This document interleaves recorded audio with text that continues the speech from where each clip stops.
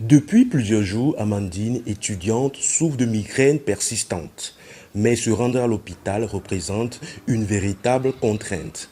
Longue file d'attente, déplacements coûteux et parfois l'incertitude d'obtenir un diagnostic à temps.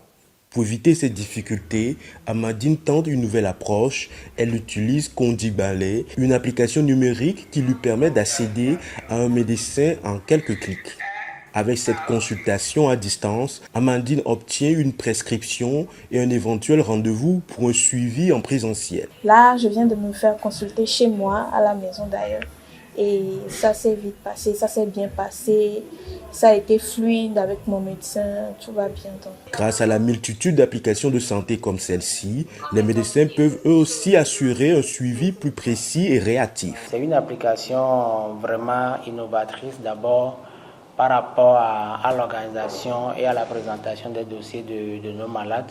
Les systèmes de santé africains font face à des défis majeurs. Une enquête menée par Afrobaromètre, un réseau panafricain indépendant de recherche, par sondage, révèle que plus de 60% des personnes en Afrique sont privées de soins médicaux au moins une fois par an, et ceci est plus souvent dans les populations rurales.